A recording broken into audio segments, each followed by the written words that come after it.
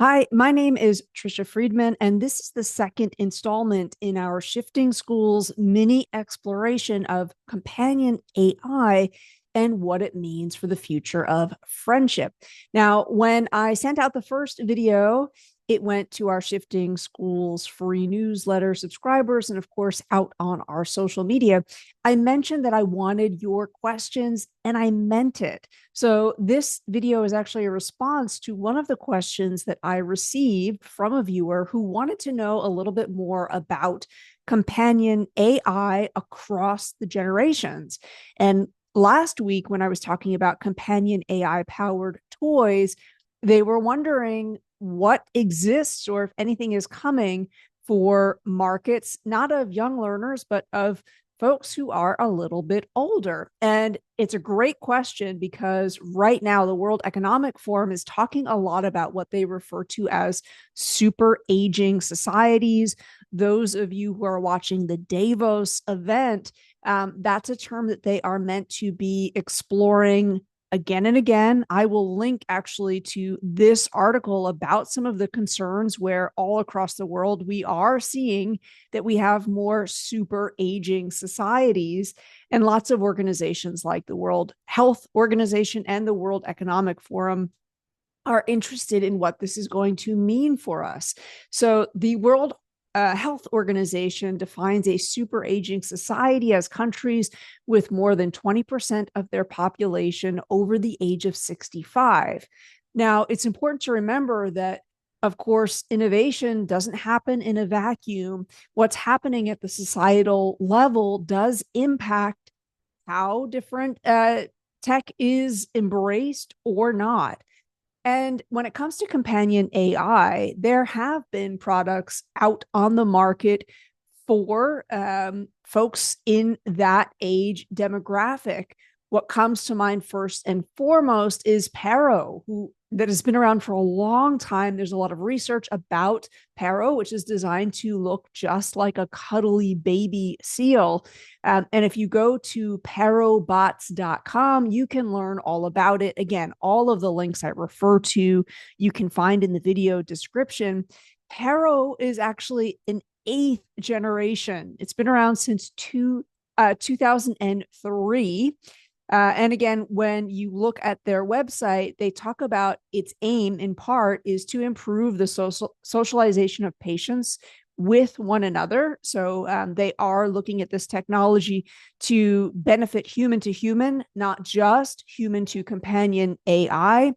And by the Guinness World Records account, it's the world's most therapeutic robot. Now, whether or not they will keep that is in question, because when you look at the market, there are some new ones coming out.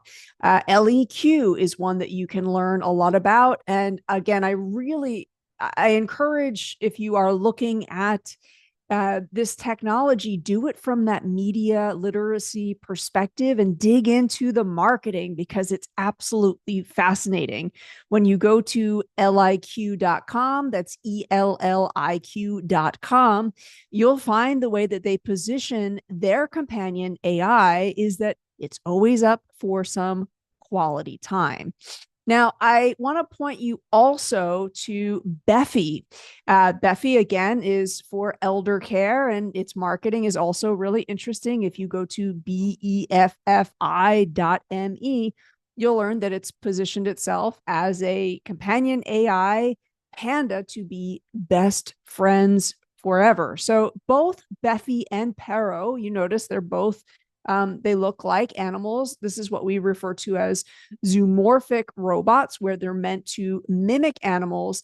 And what's really interesting is when you dig into the research, it talks about how that's not just by chance, that when they're doing that market research with elderly users, they prefer that rather than a companion AI or a robot that looks more like a human. So I'm going to link to a few interesting research articles that have really helped me think a little bit more about robot companion or companion AI for elderly folks, because many of them are looking specifically at how they can assist the loneliness epidemic. And we know that that demographic really struggles with loneliness. There's a lot of research out that supports that.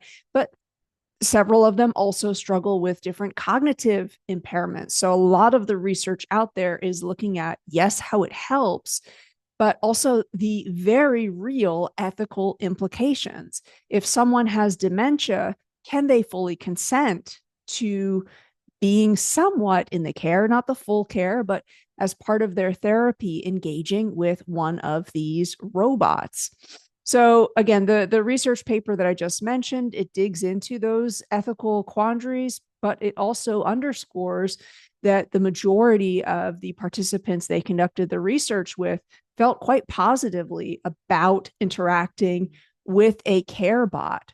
The other paper that I want to refer you to really digs into this question around friendship, companionship. Um, can this technology actually be considered a true companion or a true friend? What are the implications for that? And what I love specifically about this paper is they point to, we have to do more research and we have to make sure that the research is transdisciplinary. We need people that are interested in psychology, sociology, philosophy, engineering, and ethics coming together to look at this issue. So I think this is, again, a great case in our K-12 education settings to say, all right, let's kind of do an interdisciplinary unit around this and look at it from multiple perspectives. If we were going to design companion AI to try and support elderly folks with the loneliness epidemic, what do we need to consider from these different standpoints? And what might it mean to actually take this issue and to interview different people in our community, to test the findings in that paper that talked about users, humans preferring an animal-like robot? Is that the case within your community? What if you did that out as an interview? So again, all of the links I referred to will be there in the video description. And we would love to keep seeing questions come from viewers on this issue of the future of friendship, companion AI.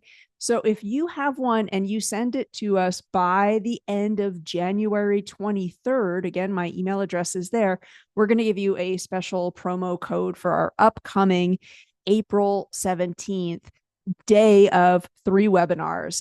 Again, you can learn more about this at shiftingschools.com, but you buy one ticket, you get access to all 3 webinars. You can make it live. Great. If you can't, you get access to all 3 recordings and all of the resources. So again, special savings if you get me that question by the end of January 23rd.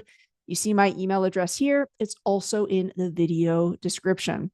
Thanks for viewing. I hope this gets that listener their answer about what exists across the age spectrum and the reality that we have to have this conversation about what the future of friendship is, because we are seeing this technology engaged learners of all ages. Thanks again, folks.